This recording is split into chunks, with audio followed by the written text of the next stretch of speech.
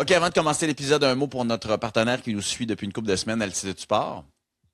Ben oui, Altitude Sport, c'est notre go-to pour le vélo puis le plein air. C'est une Yes. boutique 100% en ligne basée à Montréal avec plus de 40% d'expérience. Tous les stocks de qualité, les marques qu'on aime, tout ce que vous voulez. Les achats, c'est vraiment rapide. 1 à Super 2 simple. jours, puis vous avez ça chez vous. Super simple, livraison le lendemain quand on est dans le Grand Montréal.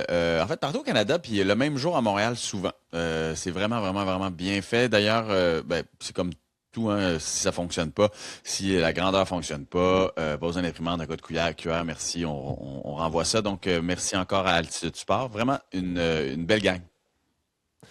Oui, puis côté vélo, moi je sais que j'ai souvent parlé de camping, mais là on est un podcast de vélo, les vêtements de vélo, équipements, accessoires, vous êtes capable de tout avoir, des marques comme Castelli, Pas Normal Studio, Garmin, POC, Shimano, tout ce qui vous fait triper pour aller rouler, vous êtes capable de le trouver sur Code promo. Altitude Sport. On a un code promo aussi, 20% de rabais sur votre première commande entre la selle et la pédale. C'est ça le code. Super facile. Le lien, condition dans la description. Bonne écoute.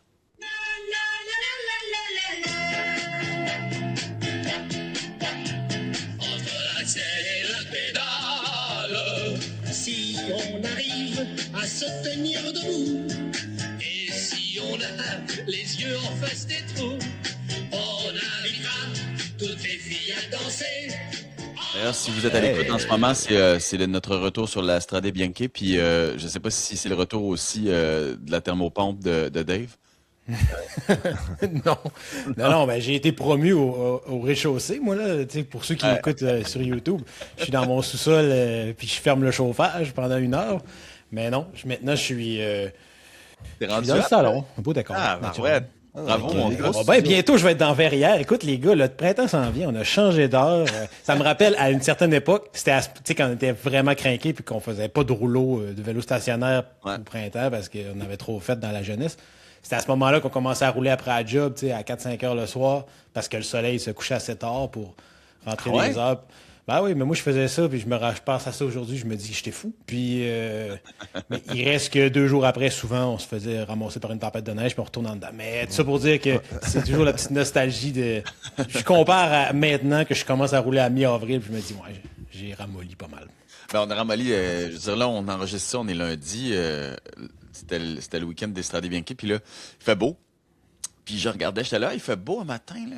Tu sais, peut-être que je pourrais aller rouler un peu. Puis au pire, quand je reviendrai au chalet mercredi, puis il annonce comme genre 20 mm de pluie verglaçante, puis une semaine à moins 15. Tu sais. Je veux Ça dire, durera pas, ouais.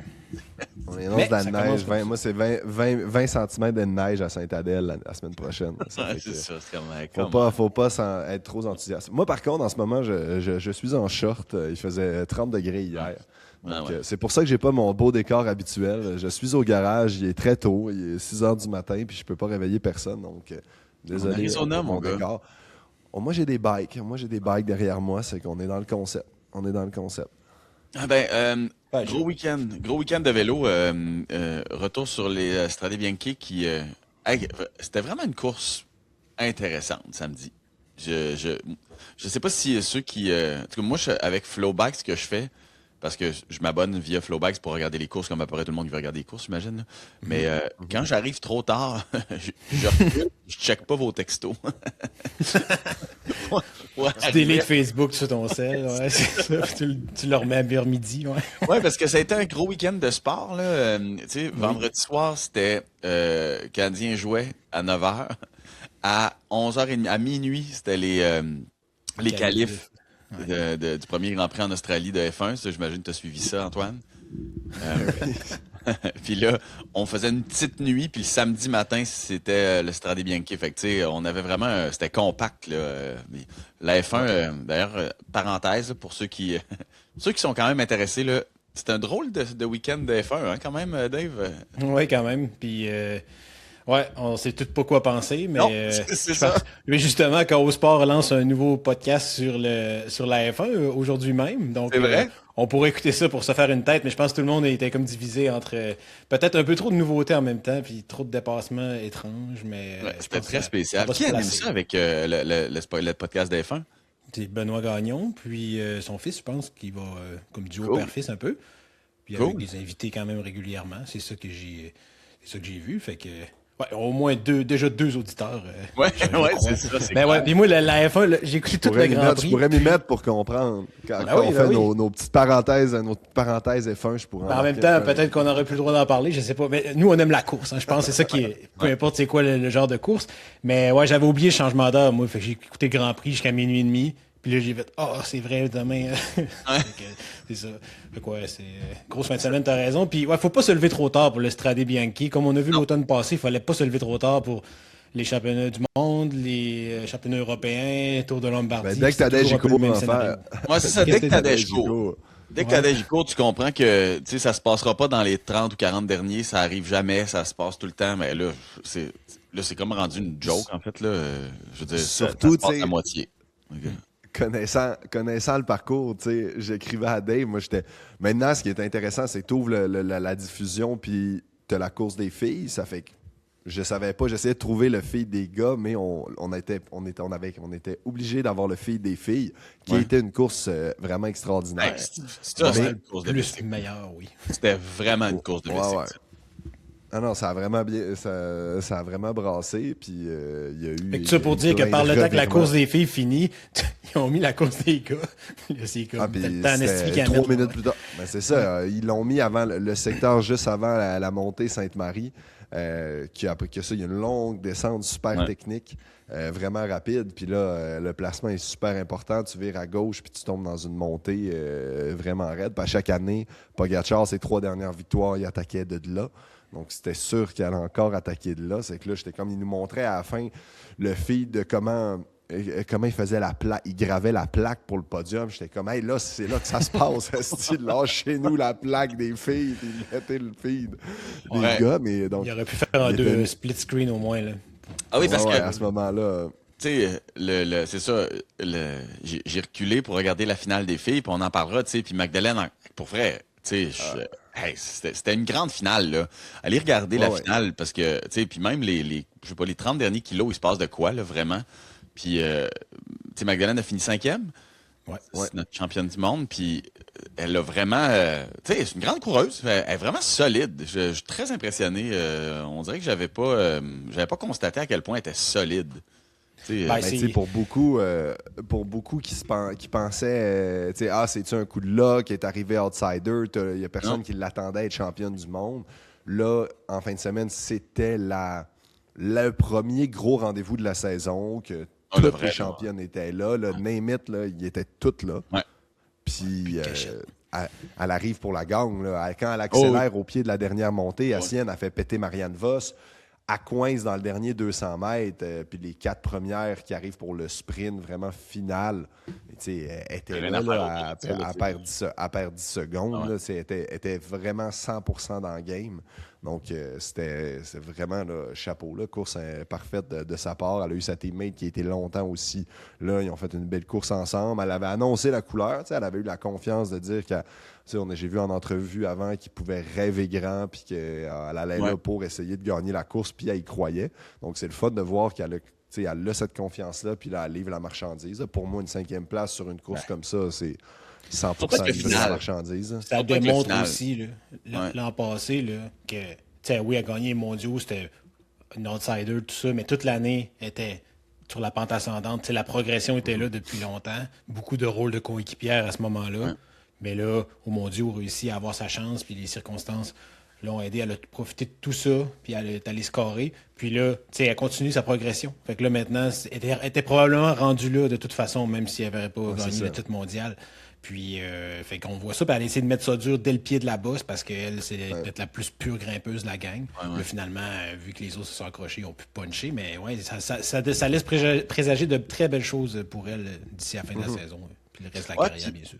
Et je pense que tu sais, le cyclisme féminin a pris vraiment le pas aussi sur le cyclisme masculin, dans le sens où je pense que c'est un réflexe maintenant de regarder la course féminine en sachant que ça va être une salle de bonne course. Puis tu sais, là, on connaît les coureuses. Là. En tout cas, tu sais, je suis le premier à peut-être être arrivé sur le tard, tu sais, mais tu sais, depuis un an, je suis quand même pas mal ça. Puis, tu sais, les courses, je veux dire, puis c'est ce que je trouve avec ce qui est beau avec le vélo, c'est que, tu sais, je veux dire, c'est le même genre de course, là, dans le sens qu'il n'y a pas de différence entre les gars et les filles, tu sais, sur la qualité, vraiment, sont solides. La course, ben, à mon avis, est plus animée du côté des femmes, là.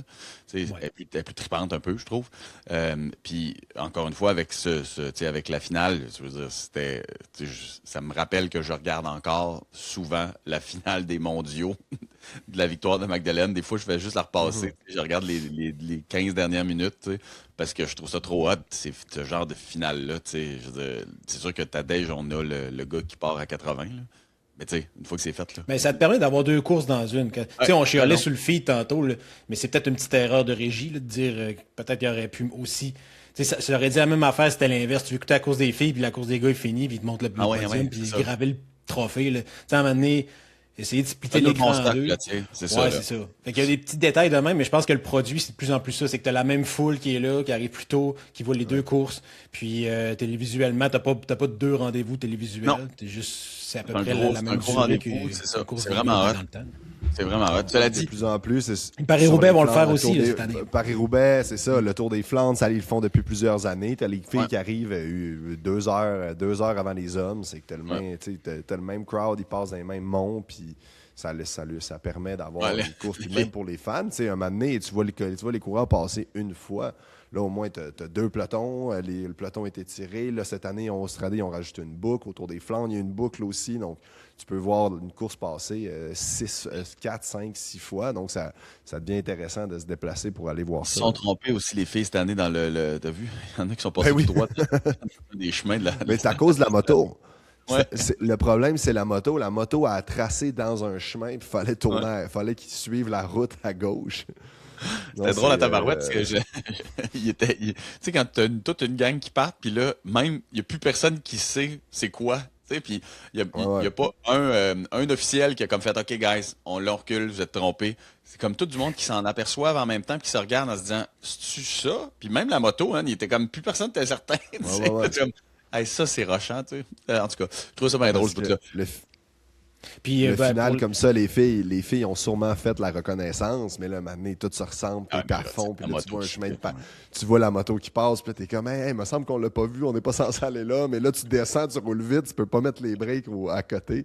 Donc, c'est chiant quand ça arrive. Là. Eux, c'était comme le groupe de chasse avec Pauline Ferrand-Prévot, Demi Wolverine, tu sais, il y avait des gros noms qui étaient dans ce groupe-là, puis finalement, bon, ça a plié leur course. Ouais, ça fait chier, ça se rappelle. Chez les hommes, Antoine, Paul Sexas qui disait Sexas ou Sexas qu'il faut dire? Sexas. On dit le X. Parce que l'anglophone, le british, il disait Sexas, je pense. Anyway, disait, tu sais, on voit qu'il y a une attitude de winner, lui, là, tu sais, il a comme fini 2e, puis c'est extraordinaire, mais il était comme non, Del Toro m'a bloqué quand Pogačar a attaqué. J'ai essayé de voir à quel point, j'ai pas vraiment vu ce moment-là très bien. Est-ce que c'est vrai qu'on peut bloquer à ce point-là sur une route large pour 4-5 vélos? Je comprends que c'est une opportunité d'un moment d'accrocher l'autre, mais... Faisons le résumé. On voit pas bien. Excuse, parce que je trouve que, faisons le résumé de la course, parce que, tu sais, supposons que quelqu'un qui pogne le podcast, qui n'a pas écouté la course, fait un moyen saut, là. Ouais, c'est ça. Ben, ils ont viré dans le Mont-Sainte-Marie, autour de 80 km d'arrivée. La course a commencé là. Pogačar a continué de rouler vite. Puis personne n'a suivi. Sexas prétend qu'il aurait pu suivre et que Del Toro a fait des manœuvres. Il a fini 2e, tu sais. Est-ce qu'on peut vraiment bloquer à ce point-là? Est-ce qu'on peut vraiment bloquer? Ben là, tu sais, que dans cette montée-là, ce secteur-là, il est vraiment difficile. C'est un des secteurs les plus longs. C'est 9,4 km. Ouais. Comme je disais, tu sais, là, on voit ça, puis on s'imagine, c'est juste la course, mais il y avait 120 km avant ça que... Contrairement des fois à Paris-Roubaix, le Tour des Flandres, que l'action commence après 100 km, au Strade Bianche, après 20 km, c'est une longue route un peu sinueuse, qui a plein d'attaques sans arrêt, ça roule vraiment vite, puis tu rentres dans l'action après 15-20 km. Puis tout de suite, des secteurs difficiles, des montées difficiles, donc tu es déjà dans le match, c'est une course qui commence un peu dès le début, il n'y a pas une centaine de kilomètres... un peu là, de formalité pour rentrer des kilomètres. Tu es tout de suite dans le game, puis tu es tout de suite sur des secteurs durs. Donc, tu sais, on a vu, moi, quand ils ont ouvert le feed, il y avait 60 gars dans le peloton. Là. Ça fait qu'on a l'impression que c'est le peloton, mais il y était 200 au départ. C'était ça ma question. parce que, tu sais, dès qu'on a commencé l'Estradé cette année, effectivement, quand le feed a ouvert, hey, on était quasiment dans le. Tu sais, il y avait quasiment le groupe tu sais, de poursuivants ou en tout cas le groupe de tête. Il n'y avait personne d'autre. Fait que ma question, c'est, tu sais, tu as dû te retrouver là-dedans des fois, là, comme l'Estradé commence, là, tu sais, puis je te parle de cette course-là en particulier, là, mais à un moment donné, rendu, tu sais, comme quand le peloton est séparé en deux, puis il y a 60 personnes qui sont en avant, puis tu sais bien que c'est là que ça va jouer, puis que toi, tu sais, comme ta cassure, je sais pas, tu l'as eu où, mais tu sais, t'as fini ta course ou tu fais comme, hey, là, fuck off, là, je veux dire. Ben, ces grosses courses-là, ça dépend t'es qui. T'sais. Mettons, t'es un coureur qui joue favori, qui devait être dans le game, puis là, il est pris dans un des secteurs, il y a une cassure, puis t'exploses. T'es comme, OK, regarde, c'est pas une bonne journée. Aujourd'hui, je devais jouer la gang, puis là, il reste, je pète après dans le troisième secteur. Souvent, cette personne-là va dire ça sert à rien, c'est pas une jeu. Ça dépend c'est quoi ton mindset. Je suis en mode OK, il faut que j'aille chercher de la forme. Mettons Wout van Aert, il aurait pété de bonheur. Là, lui, il est en recherche de forme, il vient d'être malade, puis là, il est en santé, mais il a juste pas la forme. Lui, il a fini, puis lui, il essaie de la finir à bloc tout le long pour aller chercher de la forme, puis tu sais, c'est une belle occasion pour ça. Blessé, là, Wout van Aert, là. 100%. C'est pour ça que je dis, si jamais il y avait eu une mauvaise journée, il y a eu une très belle journée. C'est une sale journée, là. Après ça, un coureur, mettons, un équipier comme moi, tu es sur une grosse course, tu as fait ton travail, il est en début de course, puis là, tu pètes, puis tu es mort, tu as fait ton travail, il reste 100 km. Des fois, tu peux arrêter. Après, si tu te sens bien, puis tu es encore capable d'aller une bonne allure, puis tu finis, que tu sais que tu vas genre finir avec 10-15 minutes de retard. Ces grandes courses-là, tous les coureurs veulent la finir. Ça dépend tout le temps de ton... T'as-tu chuté, t'es-tu blessé? Moi, je l'ai déjà fini. Je l'ai fait l'année 2018 qu'on a vu qu'il avait plu tout le long, une des seules éditions qui avait plu toute la journée, puis que Van Aert il avait essayé, il avait tombé de son vélo dans la montée finale. On a vu les vidéos, c'était une de ses premières courses de route. Moi, je l'avais faite, puis j'avais eu un problème mécanique. J'avais été pris dans une chute sur le premier secteur. J'ai eu des problèmes mécaniques, mes vitesses changeaient plus, il y avait trop de cochonneries, des changements de vélo. Mais c'était ma première course, puis tu sais, j'étais quand même bien, tu sais, j'étais pas mort dans ma course. C'est juste j'ai eu plein de problèmes dès le début, puis là, tu es toujours en rattrapage. Puis je l'ai quand même fini avec un groupe qui voulait la finir. Puis on a fini à une vingtaine de minutes derrière. Mais tu sais, on voulait la finir. Tu sais, vu que c'était la première fois que je la faisais, c'était la course, tu apprends le parcours, puis c'est comme ça. Après ça, que tu fais que tu sais, le positionnement est tellement important, ça fait que de la rouler au complet, c'est de même que tu fais tes repères pour la prochaine édition. Il y a aussi ça des fois, qui est qui joue en ligne de compte sur est-ce que. Il faut tout le temps que tu pèses un peu. Est-ce que je m'hypothèque à continuer pour le futur ou c'est un investissement pour ma forme, pour connaître mieux le parcours? Il y a tout ça un peu qui rentre en compte. Il y avait plein de coureurs, tu parles de Wout van Aert qui revient de blessure, maladie. Là, il avait l'air d'être bien, soyons honnêtes. Là, il avait l'air en pleine forme. Là, il a roulé solide, puis il a roulé pour sa gang. Moi, la question de la journée, parce que pour ceux qui vont regarder ça vaut la peine d'aller regarder les résumés si vous avez l'abonnement à Flowbikes, parce que c'est assez cool. Quand Pogacar s'en va, puis c'est tout le temps la même histoire. J'ai l'impression qu'on va faire cette histoire-là pendant comme des années. Là, mais fait que Pogacar est parti à 80 km ou 78,2, je sais pas trop. Puis il est parti, puis comme dans toutes ces courses qu'il a gagnées récemment, personne n'a suivi, puis là, ils se sont battus pour le deuxième. Fait qu'en gros, c'est ça. Maintenant, quand il a décroché, donc dans la montée Sainte-Marie, Pidcock était vraiment pas loin. Pidcock, j'avais l'impression qu'il n'avait, là. Il y avait du jeu pour le suivre un peu. Puis là, il y a eu un problème de dérailleur, il y a eu un problème de chaîne. Je pense que la chaîne a débarqué. Puis, fait que là, il a raté le train un peu, là. Puis, je me suis demandé si Pidcock avait le moteur pour le coller s'il n'y avait pas eu ce problème-là. Parce que, on parle de Sexas, parce que ce jeune coureur-là dont on parlera, là, mais, qui était dedans quand même, là. Il était craqué, là. Il l'a dit à la fin de la course, là, en entrevue. Il a dit, le journaliste il a demandé c'est comment suivre Pogacar. Puis il a dit c'est dur, c'est très dur. Puis il dit après ça, quand j'essayais de recoller, il faisait juste me regarder, puis il réaccélérait. Lui, il était en gestion, puis moi, j'étais au bout, là, tu sais. Fait qu'il dit, c'était ça, c'était dur. Tout ça pour dire que, tu sais, Pidcock, il avait l'air d'avoir les jambes, tu sais. Ben, Là, Pour faire un peu comme l'année passée. Suivre longtemps, mais je pense qu'il y Au aurait pu coller. début, première accélération, c'est vrai qu'il montrait, je pense, s'il n'avait pas, avait pas eu son problème mécanique, je pense qu'il aurait pu tenir un peu, mais Ouais. vu la suite de la course, comment ça s'est passé, toutes les accélérations de Del Toro, de Paul Sexas, etc., il n'était pas là. Il pète dans l'avant-dernière montée, là, le Fonte, c'est Ouais. ça le nouveau. Ça fait qu'il. Ah, c'est ça, ouais. C'est que je pense que le reste de la course nous a montré que non, définitivement, je pense qu'il n'aurait pas suivi Pogacar. Après, je pense lui, c'est tellement un gagnant d'une position de jouer la gang puis d'une position de jouer la deuxième place. À quel point son mindset il switch quand tu vois comme OK, la course est perdue. peut-être. Je l'ai déjà Mais c'est gagné, finir deuxième ou finir cinquième, ça ne change rien. Est-ce que ça l'a affecté son mindset? Peut-être.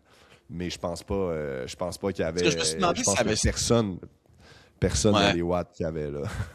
Non, mais je veux dire, ça fait quand même une couple d'années là, qu'on est capable de dire ça, là, personne n'a les watts de Pogacar, mais tu sais, je me dis juste que c'est le genre d'affaire qui peut peut-être changer la course, c'est-à-dire que tu sais, si Pidcock le tient au début, tu sais, si la première run, Pidcock le tient, peut-être que tu sais, Pogacar, lui, il gère ça autrement, tu sais.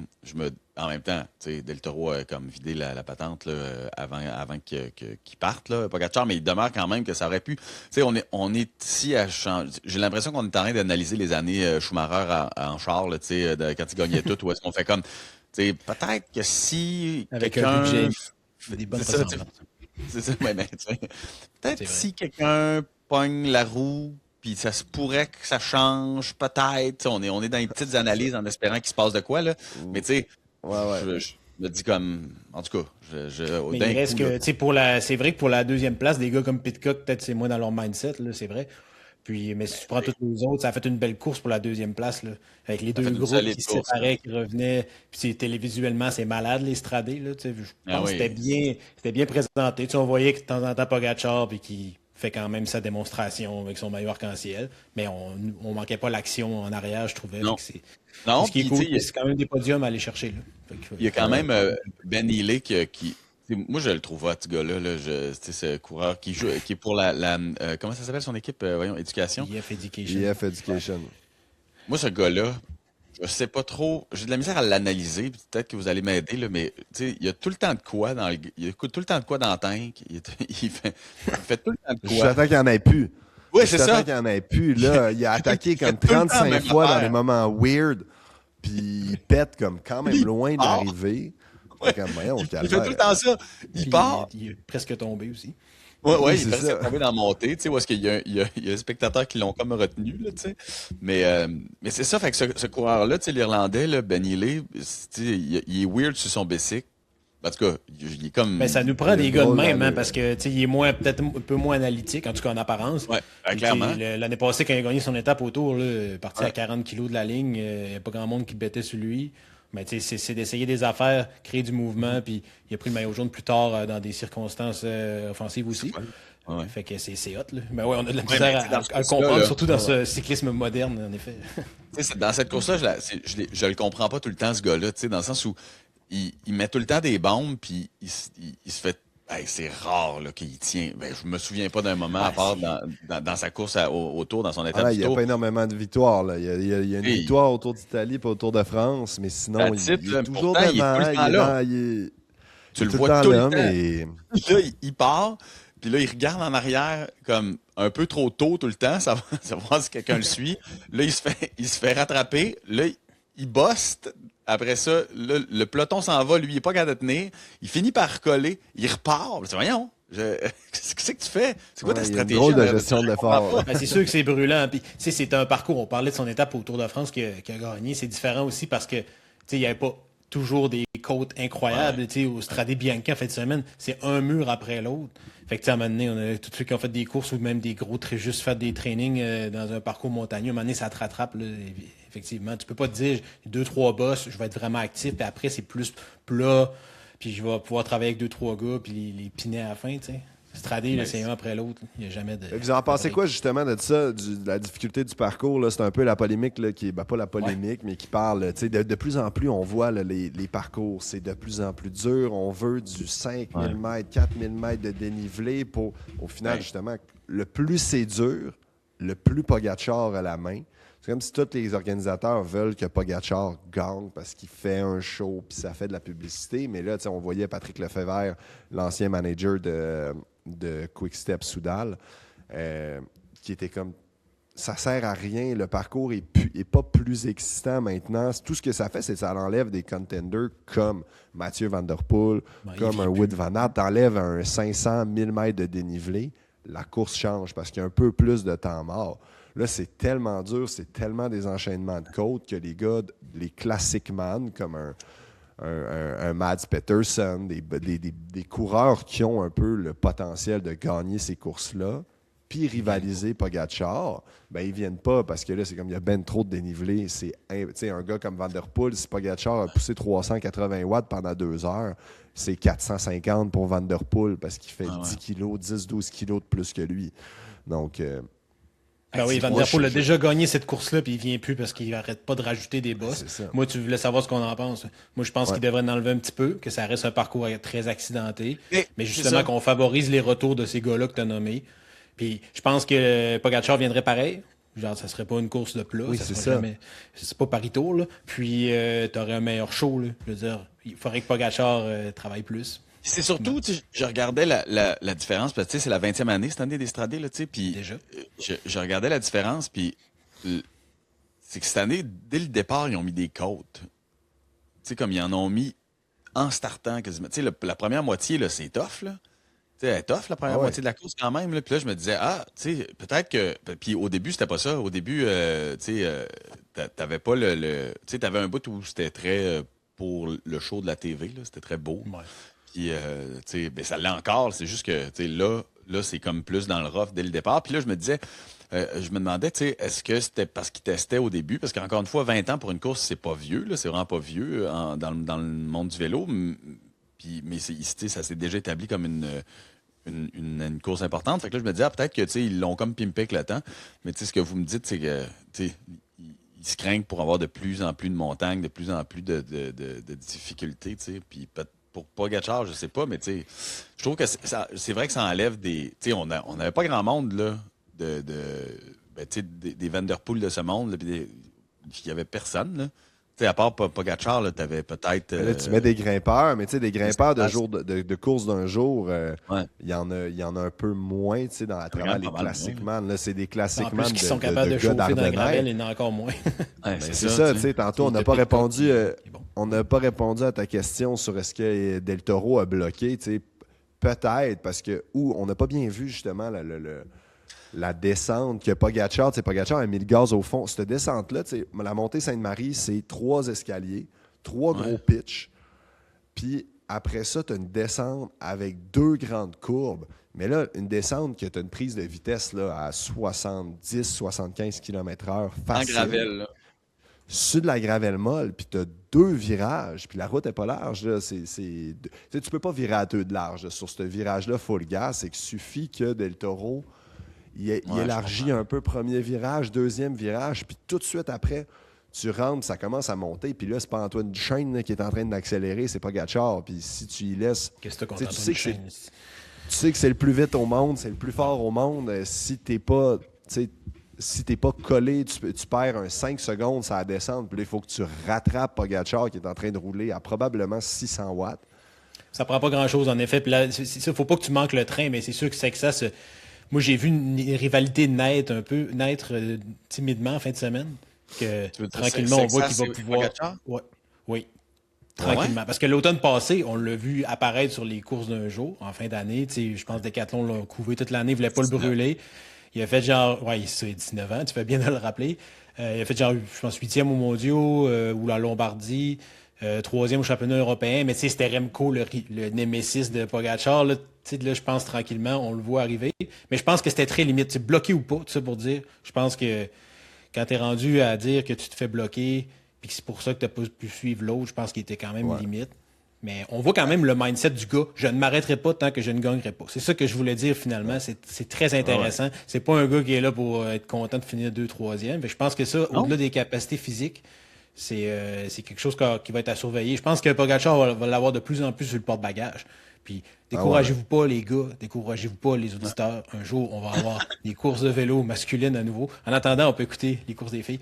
Mais c'est ça. mais c'est que ça, finalement, pour finir, il aurait dû avoir un système de vélo électrique comme en Formule 1 pour pouvoir dépasser Del Toro.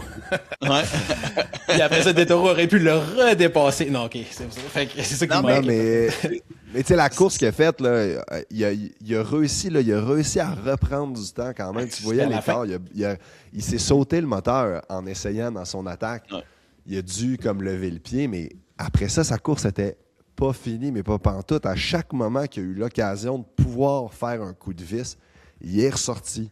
Il y a juste Del Toro qui était capable de le suivre. Dans la dernière montée, là, les 10-15 derniers kilomètres, Del Toro, il n'a pas passé un relais, puis il dépose sa ligne. Il le dépose en dernière montée. Il l'a déposé, là, pas à un bicycle, là, il l'a solide. il l'a déposé correct. Del Toro, il l'a pas laissé aller. Là. Del Toro, il voulait faire un 2 avec Pogacar. Là. Ça fait que c'est vraiment impressionnant. Là, son début de course, puis moi, je pense, quand on va tomber dans des cols, c'est bien plus un coureur à col qu'à monter hyper raide, comme on a vu là. Ah ouais. Le gars, il est longiligne, il est fin, il a un coup de pédale de pur grimpeur. Là. Ouais. C'est un pur grimpeur. Là. C'est sûr c'est vrai, c'était pas son terrain ultime le samedi, là, en effet. Puis il est fort contre la montre. Non, on n'a pas fini de le voir. Mais je trouvais, c'est ça, c'est un peu limite le truc de blocage. Mais il va apprendre de ça aussi, de voir comment Kiwi peut jouer dur. Puis ça m'a impressionné vers la fin. Oui, bat Del Toro, mais toutes les initiatives qu'il a prises. Puis après ça, de quand même battre Del Toro, finir deuxième. Fait que c'est ça, tu vois que le gars, c'est un gros package là, pour les courses d'un jour aussi, visiblement. Parce que les courses par étapes, je pense qu'il est déjà très attendu. Il y a 19 ans et demi, là, on s'entend. Là. Moi, c'est ça qui me rend fou là-dedans. C'est-à-dire que ils l'ont envoyé. Dans Estradé, là, ça reste quand même une course genre de monsieur, là, dans le sens où comme c'est des gens établis. Là. Tu le vois dans le top 20, là, c'est ça, c'est 25 ans et plus. Il n'y a personne vraiment de très, très jeune là-dedans. Puis là, je le voyais rouler. Puis, puis encore une fois, on le découvre. Là, Paul Sexas, on l'a découvert fin d'année passée. Là, parce que moi, là, j'ai entendu son nom pour la première fois là. Puis encore une fois, ça reste qu'il roule pour Decathlon, qui est quand même pas une immense puissance dans le monde du vélo, en tout cas pas depuis longtemps. Fait que, on dirait qu'on l'a pas vu tant que ça. Puis là, j'ai commencé à regarder ses stats, c'est-à-dire comme sa shape au gars, parce que il est grand, là. C'est quand même un grand gars, là. Il est pas, c'est pas un nain, là. Il doit faire 6 pieds 1, à peu près. 6 pieds 2, puis à 65 kilos. OK? Fait que là, je me disais, hey, quand même, il y a peut-être plus une shape de Van Der Poel que de Pogacar, là, ou que de mon ami Vingegaard, tu sais. Fait que, il y a plus une shape de Bradley Wiggins, Froome ou Tom Dumoulin. C'est un grand mince. Ou un Jan Ulrich dans le temps. Ou c'est un, Jan Ulrich. Les deux mots, il était ça. On parle de ces 2 mois-là, oui. Van Der Poel, c'est un pur puissant sprinter qui fait. Ils ont à peu près la même grandeur, mais Van Der Poel, il doit faire pas loin de 80 kilos. C'est des grands minces qui grimpent vite. Il y en a eu. À 67, l'important, c'est le poids. Là. À 65 kilos, c'est comme le beau. 65-70, c'est le sweet spot pour être polyvalent. Là. Pensez-vous qu'on peut leur voir un match-up de ces deux-là, puis peut-être Remco à Liège-Bastogne-Liège? Moi, je pensais au calendrier, je me disais, c'est peut-être là qu'on va revoir. Moi, j'ai l'impression que c'est là que ça va commencer à être le fun. Là. C'est à partir de là que ça va être le fun, là, parce que, encore une fois, en fin de semaine, l'Estradé, il y avait quand même, comme vous le dites, il y avait quand même pas toutes les grandes pointures qui étaient là. Mais c'est rendu rare d'avoir les grandes pointures parce que les grandes pointures sont pas toutes pareilles. Ils n'ont pas toutes les mêmes qualités. C'est que ça arrivera quasiment jamais. Dans 2 semaines à Milan-San Remo. Milan-San Remo, on devrait en avoir. Tu sais, là, le clash des titans avec les Classic Man et Pogacar, parce que les autres bons gros noms, il y a juste Pogacar qui rivalise avec les Classic Man. C'est le seul à faire ça. Donc, on va le voir, il va se passer là. Je pense que Sexas aussi est capable de ça. Je veux dire, moi, il a roulé avec pas que c'est son planning. Non?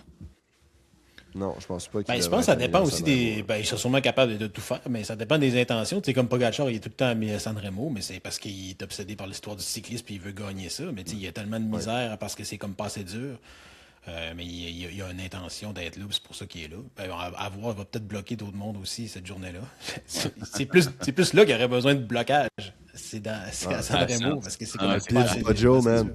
Ah, puis le Poggio, c'est pas large, man. Il serait capable là, de bloquer Ouais, un mais peu. blocage ou pas, mais tu sais, peut-être qu'il manque un teammate ultimement en avant. Tu sais, imagine l'année passée, là, s'il y avait eu quelqu'un comme Del Toro semble être vraiment sur la forme ascendante. Si, par exemple, il était à Sanremo avec Van Der Poel puis Pogacar un temps, peut-être pourrait mettre Van Der Poel dans le trou. Anyway, on en reparlera, là.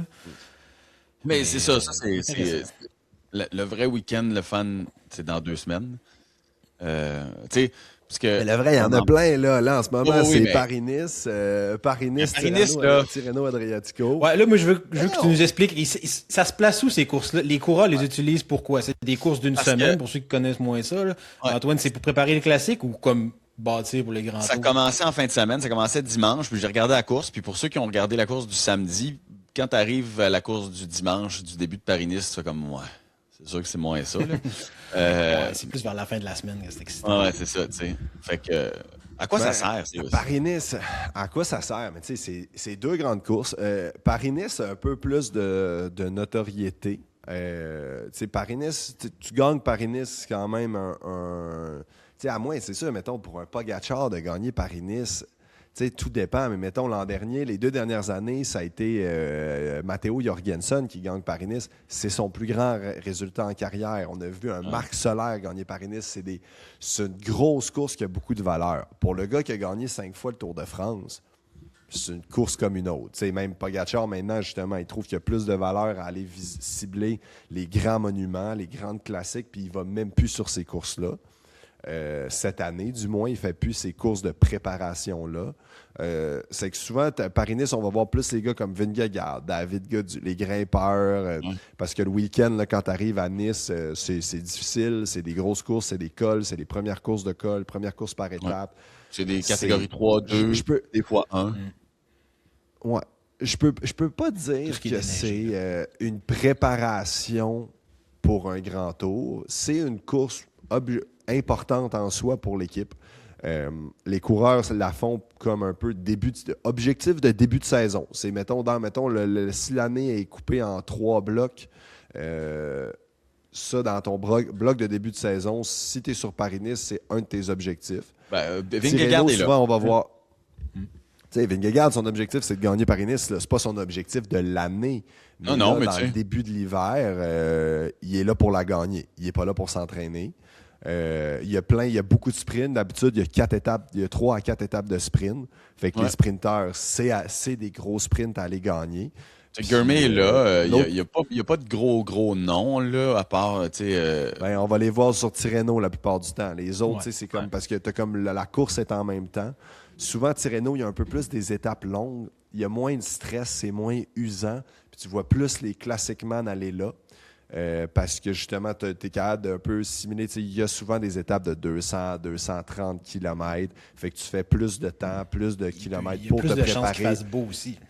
pour les ben c'est ça, c'est que tu gruges moins de stress, puis tu fais plus de bornes. C'est que pour les purs classic man qui se préparent pour après rester en Italie pour faire Milan-San Remo, puis après ça, s'en aller en Belgique pour les classiques, ben c'est une plus belle préparation. Moi, j'ai fait plusieurs fois les deux. C'est vraiment pas la même ambiance. Là. Paris-Nice, c'est ultra stressant, surtout, je te dis, dans des équipes françaises, elle est importante, il y a beaucoup de pression. Tirreno, ça file un peu plus comme des vacances. Genre, tu manges bien, il y a du soleil. La Tu course, elle traverses dure l'Italie aussi, d'une mais, mer à l'autre. là.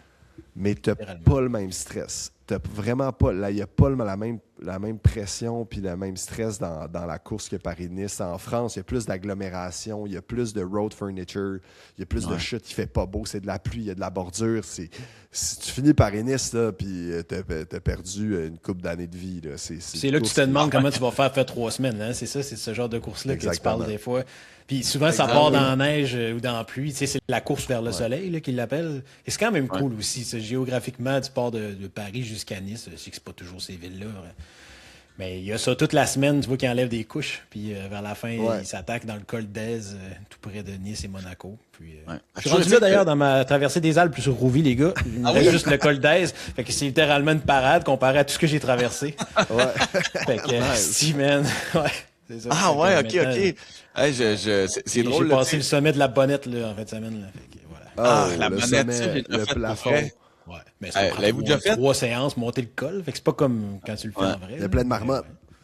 C'est hot, tu vois, la tu sais, marmotte Bonnette, sur Rouville. Ouais, ils vont bien lentement, à 60 images secondes ralenti. Là, ouais. Non, c'est pas vrai. Mais ça, c'est dangereux, la descente, parce que pour vrai, il y a tellement de marmottes là, à certains moments de l'année, puis quand tu descends, des fois, là, tu te pognes une marmotte à 80 km/h. Là. Comme au C'est Grand le Prix de plus haut Montréal. col asphalté de France, hein, la Bonnette. Ouais. C'est le sommet de l'Europe asphalté. Ils ont même une petite rallonge là, que tu fais la boucle. Là. Mais ouais, sur Rouville, souvent, c'est rien que la montée. Malheureusement, j'ai pas vu la descente. Écoute, c'est quand même... c'est un Christy de beau col, ça. J'avais bien trippé quand j'avais fait ce col-là, mais tu sais, là, on est en train de parler de Paris-Nice puis ces courses-là, mais là, Tirreno est en train de... Tu sais, on le fait, là, puis c'est la première étape là, en contre-la-montre au Tirreno. Le Tirreno, il a vraiment l'air... ça a vraiment l'air beau. Là. Ça, c'est sûr que ça serait plus mon genre là, que de faire Paris-Nice, Paris dans banlieue avec la pluie. Là. Quoi qu'il faisait beau hier. Mais ouais, fait que ça pour dire que tu sais, le Tirreno, c'est une course où... Parce que là, si t'as ton Paris-Nice, t'as beaucoup d'équipes françaises, je comprends, puis là, tu sais, t'as Vingegaard qui a décidé d'aller là. Le Tirreno, c'est comme... Pourquoi tu choisis Tirreno à ce moment-là, tu sais? Ben, c'est ça, comme je disais, Tirreno, il y a un peu plus des étapes longues, moins de stress, et que tu vas là pour... Oui, Tirreno, je la sens vraiment plus comme préparation. Ah ouais, ok. C'est un méga c'est semaine une de course qui est training. importante, t'as gagné, mais comme elle est moins médiatisée un peu, mais Oui, ça te c'est fait... Ça te fait... Il y a des belles victoires, tu sais, c'est quand même... pour des cours, mettons, pour un coureur comme moi, une performance à Tirreno, c'est hot. Là, tu sais, mais pour les top leaders, ils vont là, ils essaient de gagner, mais c'est beaucoup en mode préparation. Tu peux voir même un Van Der Poel qui va rallonger après une étape. Tu le vois de moins en moins, ça, mais dans le temps, on faisait ça. Les étapes sont trop longues. Tu avais 220 km, tu revenais tu rajoutais un 40 kg pour mimer le Tour des Flandres qui est 270. Mais c'est un package aussi, tu sais, Strade Bianche, Tirreno, Milan-San Remo sont organisés par RCS, l'organisateur du Tour d'Italie. Paris-Nice appartient à ASO qui organise le Tour de France. Fait que c'est des courses rivales aussi. Là. Le Giro et le Tour de France sont pas en même temps, mais ces courses-là sont en même temps. Fait qu'ils proposent un produit... ils se gardent des parts de marché aussi. Puis ils essaient de garder les coureurs en Italie, je pense, parce qu'après, tu fais Milan-San Remo. Tu sais, je regardais le start list des Strade Bianche. Il y a quand même beaucoup de coureurs qui vont à Tirreno. Ben oui.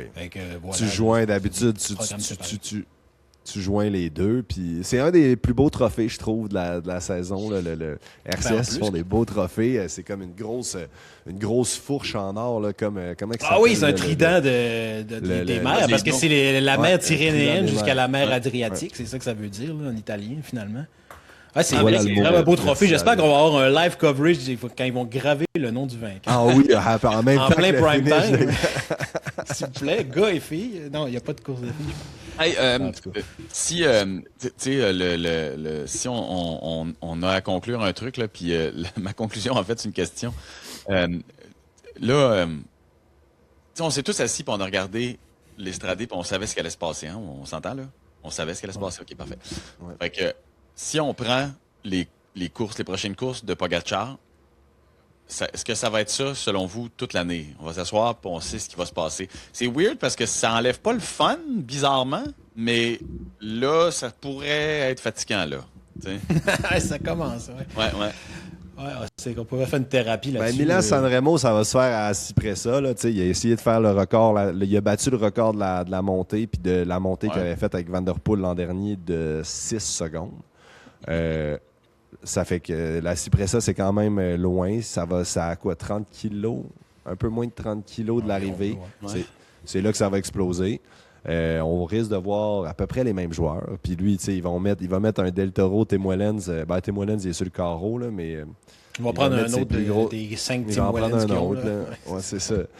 C'est le Yann pied... Christen, ses meilleurs teammates le plus vite, le plus longtemps possible. Puis quand eux, ils peuvent plus, lui, il va le plus vite possible pour essayer de mettre à mal Van Der Poel parce que le Poggio, il sait qu'il sera pas capable de le larguer parce que c'est pas assez dur, c'est pas assez long.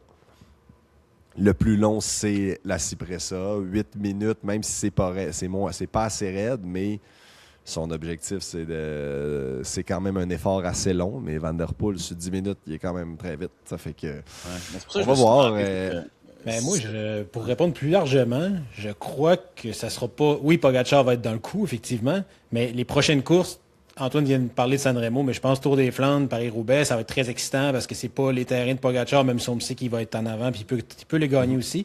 C'est vraiment des courses comme en fin de semaine, c'est comme on parlait de Liège tantôt, puis les mondiaux l'automne passé, Ouais. puis Lombardie. Des courses tellement difficiles que là, plus personne ne peut rien faire. Mais là, où on s'en va dans quelques belles fins de semaine de courses, que les parcours sont plus mélangés pour plusieurs coureurs.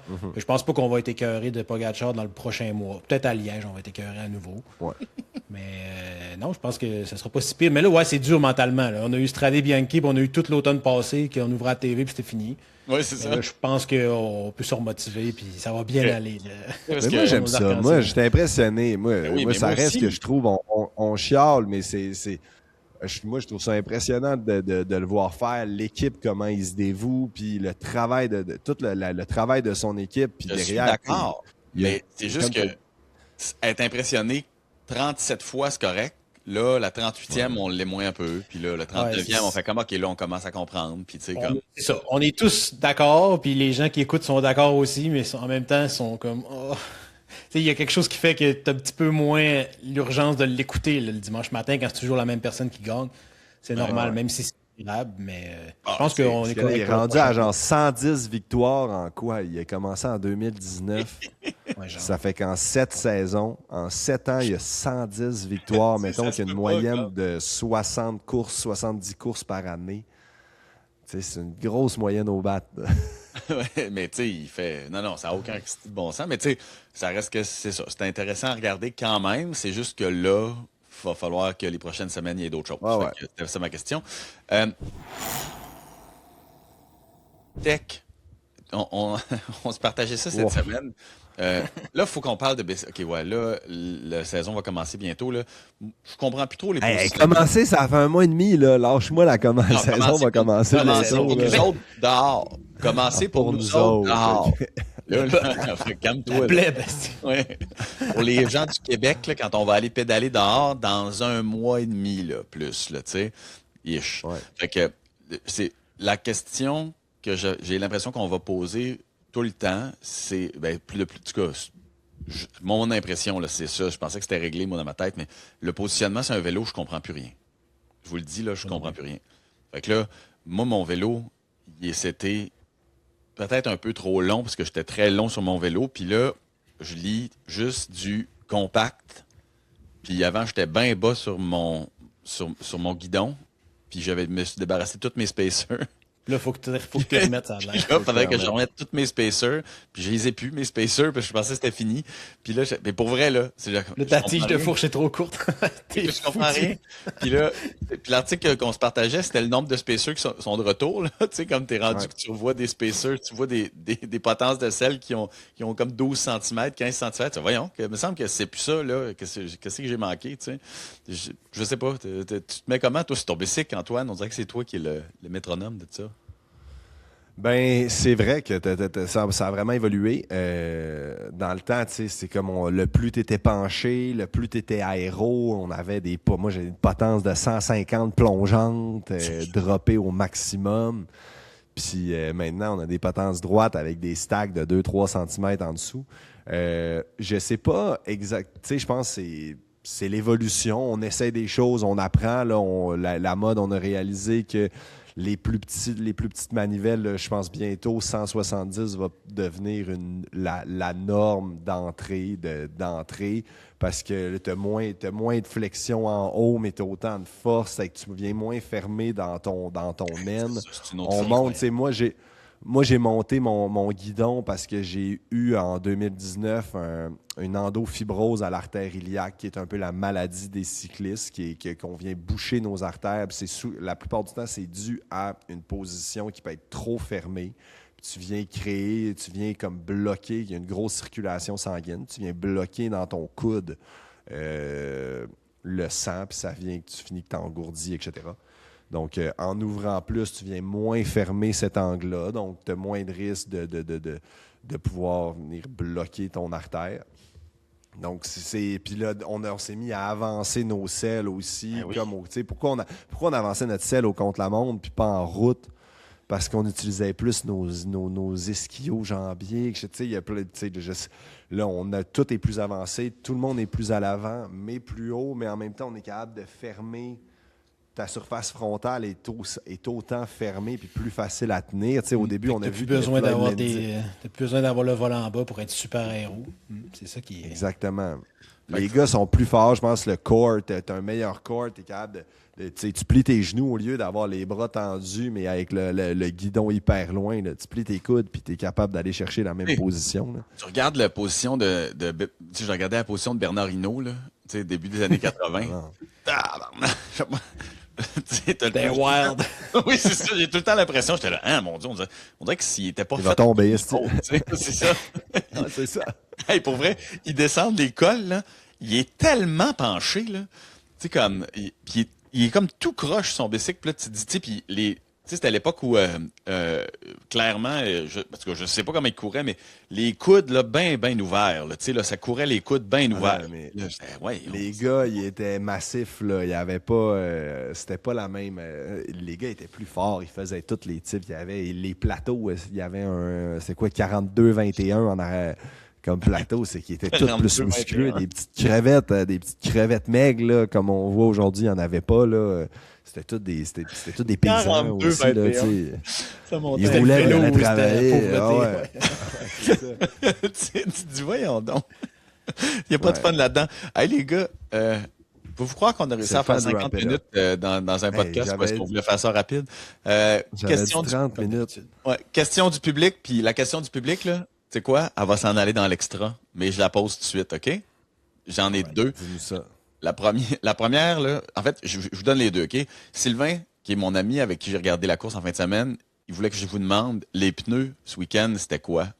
Réponds pas. Puis la deuxième, c'est Julien Meloche qui nous demande, pouvez-vous expliquer les principaux atouts d'un bon rider technique? J'ai l'impression qu'il fait seulement pousser des watts, ce qui est pas faux.